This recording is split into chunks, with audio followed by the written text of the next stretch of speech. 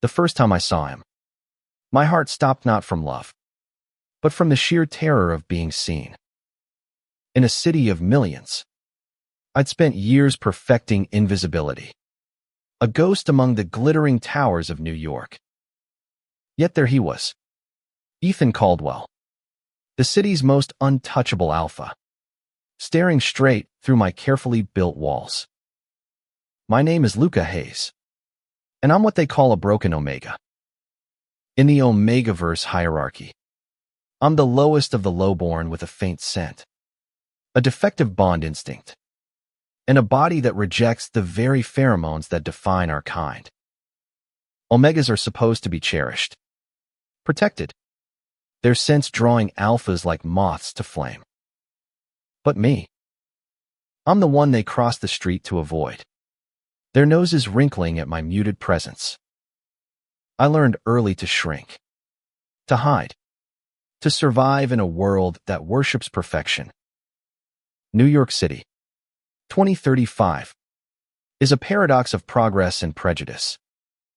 The Omegaverse caste system thrives here, woven into the fabric of society. Alphas rule boardrooms and penthouses. Betas keep the city running. Omegas are prized possessions or discarded defects like me. I'd carved out a life in the shadows, working night shifts at a dingy diner in Hell's Kitchen. My head always up, my scent suppressants always on. But that night, as I scrubbed grease from the counter, Ethan walked in, and everything changed. He wasn't just any alpha. Ethan Caldwell owned half the city's skyline, his name synonymous with power, wealth, and an unbreakable will. His scent sandalwood and storm hit me like a tidal wave, even through my suppressants. I ducked behind the counter, heart pounding, praying he'd leave. But he didn't. He sat at the counter, his piercing gray eyes locking onto mine, and ordered a black coffee with a voice that could command armies. "You're Luca, right?" he said, like he'd known me forever. I froze, my rag dripping onto the floor. How did he know my name? I stammered something incoherent, my instincts screaming to run. But his gaze held me, not predatory, but curious, warm even. It was the first time anyone had looked at me without pity or disgust. "I've seen you before," he continued, leaning forward. "You're always hiding. Why?" The question stung, raw and unfiltered. I wanted to snap back, to tell him he had no right to pry into my life. But the diner was empty. The city's hum distant. And something in his voice made me answer. "Because it's safer that way," I said, barely above a whisper. He tilted his head, studying me like I was a puzzle he was determined to solve. "Not anymore." That was the start. Over the next few weeks, Ethan became a regular at the diner. He'd show up after midnight, always in tailored suits that screamed money, always with that same disarming intensity. He asked about my life me past, my dreams, things I'd buried so deep I barely remembered them. I told him fragments, growing up in foster homes, being shunned by Omega enclaves, learning to survive alone. Each time, he listened like my words were the only ones that mattered. But the city wasn't blind. Whispers spread. Ethan Caldwell, the alpha who could have any Omega, was spending time with me. The tabloids caught wind, their headlines vicious: Caldwell's charity case, the broken Omega. My coworkers started treating me differently, their glances laced with envy or disdain. Even my landlord, a beta with a permanent sneer, raised my rent, muttering about undesirables drawing attention. I tried to push Ethan away. "You don't need this," I told him one night, my voice shaking as I wiped down tables. I'm a liability. People like me don't get happy endings. He stood, towering over me, his scent wrapping around me like a shield. You don't get to decide what I need, Luca. And I'm not here for a fairy tale. I'm here for you. His words cracked something in me, a dam I'd built to keep hope at bay. But hope is dangerous for someone like me. I'd learned that the hard way. One night, everything shattered. I was walking home through Chelsea, the city's neon lights flickering above, when a group of alphas cornered me in an alley. Their scents were aggressive, spiked with malice. So you're Caldwell's pet? One sneered, his breath hot on my face. Think you're special. You're nothing. I fought back, but I was no match for them. Their fists found my ribs, my face, each blow a reminder of my place in this world. As I curled up on the cold pavement, one of them leaned in, his voice a venomous hiss. Stay away from him, freak. Or next time, you won't walk away. I don't know how long I lay there, blood pooling under my cheek, before Ethan found me. His roar echoed through the alley, a primal sound that sent the attackers scattering. He knelt beside me, his hands gentle but trembling with rage. Luca, he whispered, cradling my face. I'm here. I've got you. He carried me to his penthouse, a glass and steel fortress overlooking Central Park. There, he cleaned my wounds, his touch careful but searing. I wanted to pull away, to tell him I wasn't worth this. But his eyes held a fire I couldn't escape. Why me? I asked, my voice breaking. You could have anyone. Why choose the broken one? He cupped my face, his thumb brushing away a tear. Because you're not broken, Luca. You're a survivor. And I see you, all of you. That night, as the city glittered below, he kissed me. It was soft at first, tentative, like he was afraid I'd shatter. But I didn't. I kissed him back, pouring every ounce of my fear, my hope, my longing into it.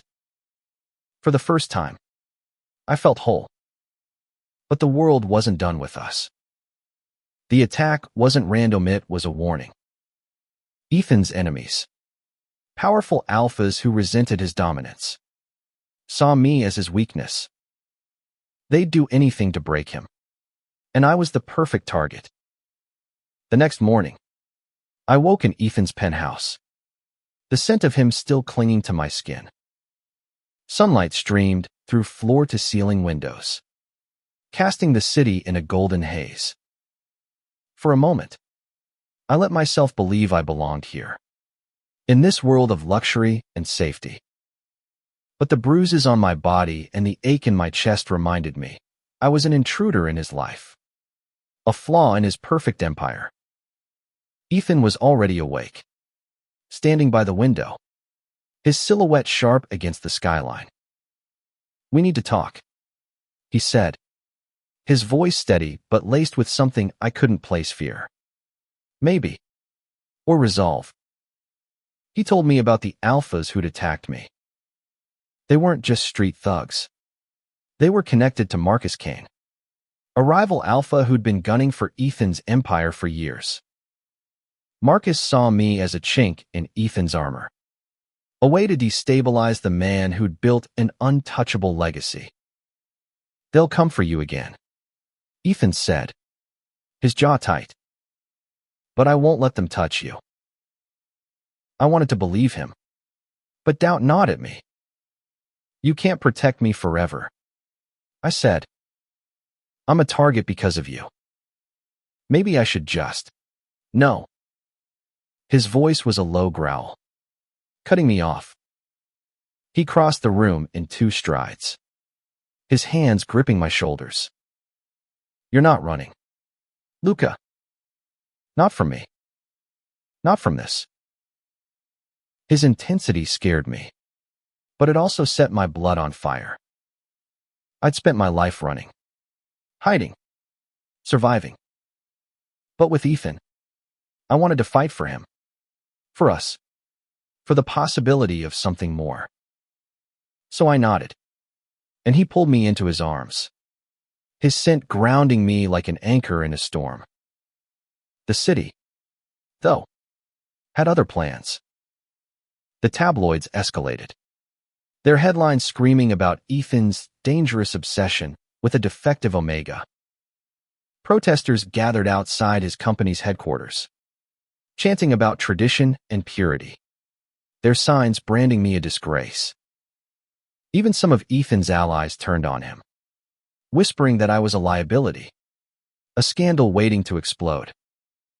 I tried to stay strong, to focus on the moments we stole together, quiet nights in his penthouse. His laughter when I teased him about his terrible cooking, the way his hand fit perfectly in mine. But the pressure was relentless. One evening, as we walked through Central Park, a photographer ambushed us, his camera flashing like gunfire. Ethan shielded me, his body a wall between me and the world. But the damage was done. The next day, the photos were everywhere, captioned with cruel speculation about my defects. I started to crack. At the diner, my hands shook as I poured coffee, my coworkers' whispers cutting deeper than any blade. I overheard one say, "He's dragging Caldwell down with him." Pathetic. I wanted to scream, to tell them they were wrong. But the truth was, I believed them. I was a stain on Ethan's life, a broken thing that didn't belong in his world. That night, I told him I was leaving. "You deserve better," I said, my voice raw as I stood in his living room, the city's lights mocking me through the windows. "I'm not worth this fight." Ethan's eyes darkened, a storm brewing behind them. "You think I care about what they say?" "Luca, I've built my life on defying expectations. You're not a Berdenieri, my choice." He stepped closer, his hand cupping my jaw, forcing me to meet his gaze. "I love you," he said, the words raw and unshakable. "And I'll burn this city down before I let you walk away." Those words broke me open, tearing down every wall I'd built.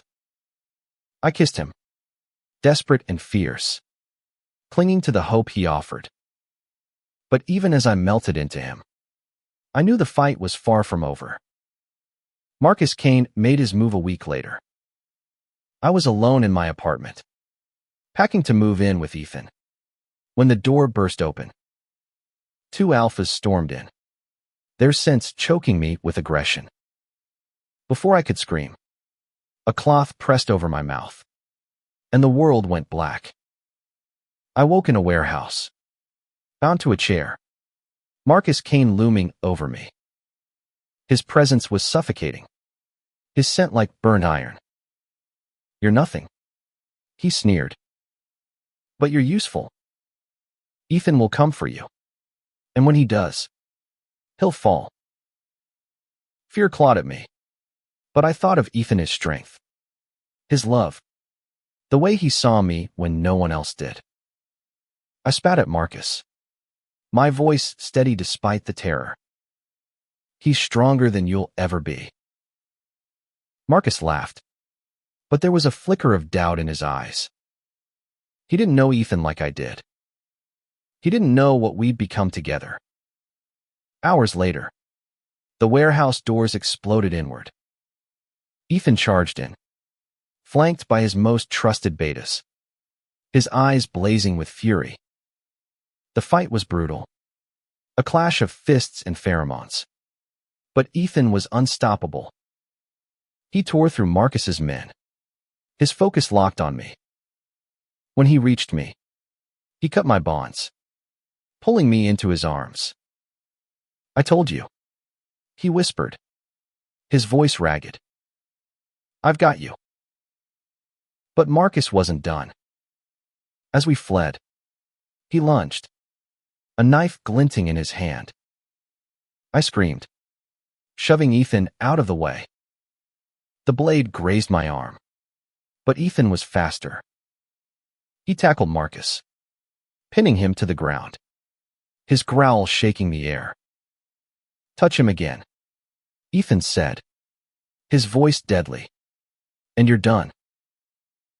Marcus was arrested that night, his empire crumbling under the weight of Ethan's retaliation. But the victory felt hollow. As we stood in the warehouse, blood and dust settling around us, I realized the cost of our love. The city would never accept us net fully, and I wasn't sure I could keep asking Ethan to fight for me.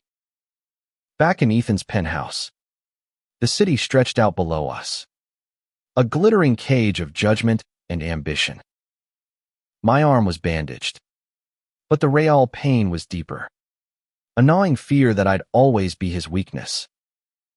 I stood by the window, watching the lights flicker, wondering if love was enough to survive this world. Ethan came up behind me, his arms wrapping around my waist. "You're thinking too much," he murmured, his breath warm against my neck. "I'm thinking about you," I said, turning to face him. "About what this costs you. Your reputation, your empire, everything you've built." He shook his head, his eyes fierce. "You're not a cost, Luca. You're the reason I keep going. You make me better."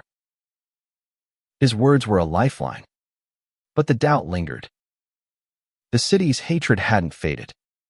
If anything, it had grown louder.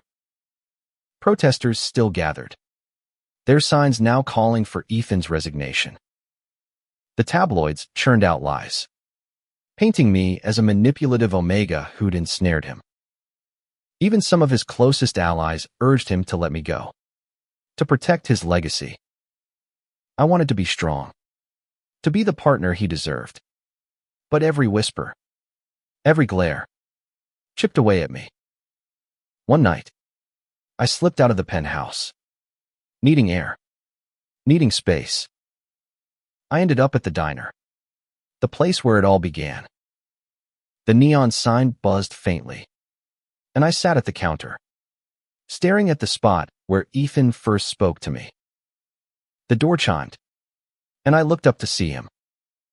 He didn't say anything, just sat beside me, his presence steadying me like always.